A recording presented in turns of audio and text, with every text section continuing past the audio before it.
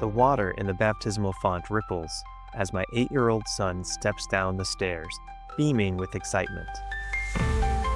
His white clothing seems to glow, and I can see my own childhood reflection in his eyes. As his father, I'm about to baptize him into what we believe is God's one true church on earth. It should be one of the proudest moments of my life. But beneath my smile, questions churn like the disturbed water. In his eyes, I see pure faith, the kind that moves mountains and parts seas. In my heart, I feel the weight of generations of belief and the crushing responsibility of either preserving or disrupting that legacy. I'm Brother Buzz, and this is Study Faith with AI.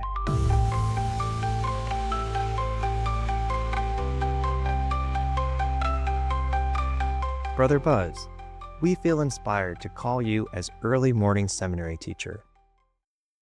The High Councilman's voice echoed through my living room as I sat across from him, sleep-deprived and barely functioning.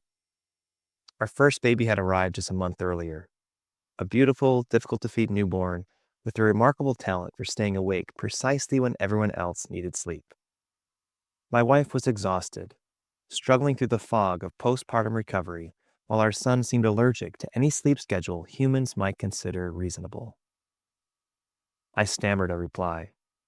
Early morning seminary? That starts at 6 a.m., right? The irony wasn't lost on me. I was being asked to teach teenagers in the pre-dawn hours, and I despised early morning seminary when I was their age.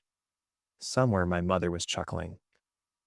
My days had become a blur of diaper changes, bottle feedings, and desperate attempts to support my young family, all while maintaining a full-time job. Could this really be what God wanted from me right now? The High Councilman waited for my response with that expectant look I knew so well, the one that said, God is calling, and there's only one acceptable answer. Growing up, I've been taught that callings came directly from heaven. Leaders didn't just choose names from a hat, they received divine inspiration. To reject a calling was to reject God himself. My father's teachings came to mind. The brethren have the right to receive inspiration from heaven on our behalf. Never turn down a calling. There are blessings in store. But sitting there thinking about my exhausted wife and our struggling new family, something inside me rebelled. Brother, I want to be faithful, but I don't think I can do this right now. My wife and I are barely surviving with the new baby. His expression shifted, surprise, then slight disappointment. Let me pray about it, I added quickly, the good Mormon boy in me desperate to soften what felt like blasphemy.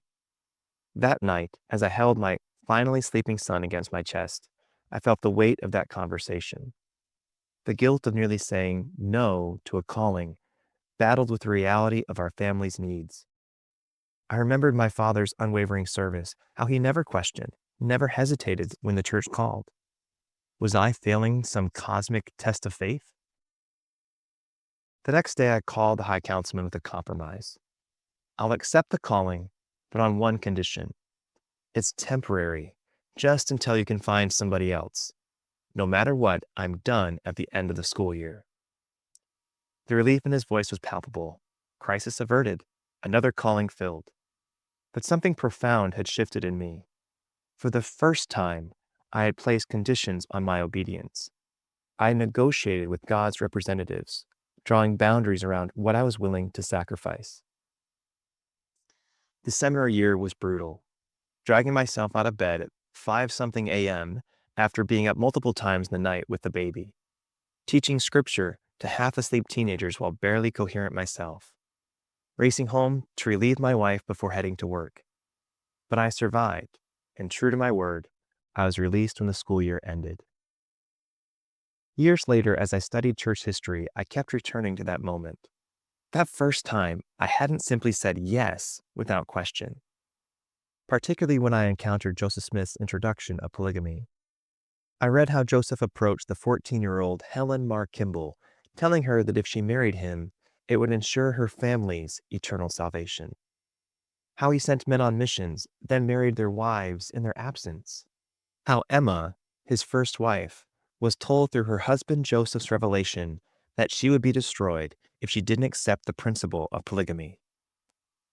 I found myself wondering, if I could place conditions on a simple seminary calling because it strained my family, couldn't these women have questioned a practice that asked so much more? Or were they trapped in a paradigm where questioning a prophet was unthinkable, where divine authority trumped personal boundaries and consent? The church's curriculum teaches our children that Joseph Smith was reluctant to practice polygamy, that he only followed this difficult commandment out of obedience to God. We're shown images of distressed people as if he was the primary victim of this challenging principle. But the narrative carefully omits the women's perspectives, the power dynamics at play, and the lasting trauma inflicted on families.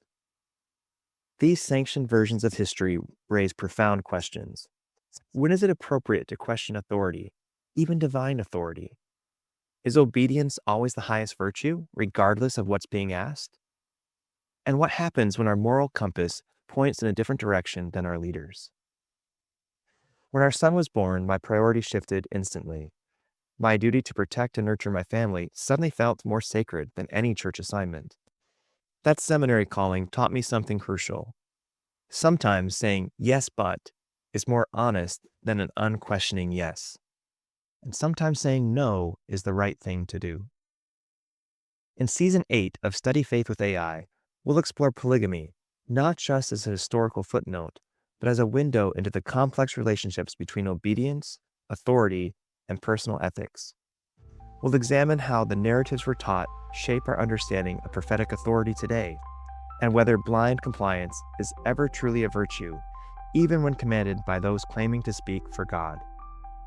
I'm Brother Buzz, and this is Season 8 of Study Faith with AI, Polygamy.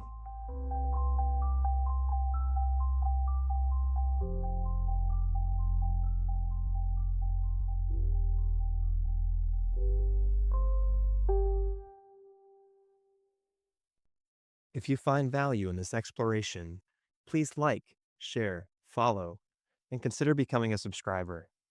Your contributions help keep these conversations going and allows us to maintain the highest quality production. You can find all the details at studyfaithwithai.com. Thank you for being part of this journey.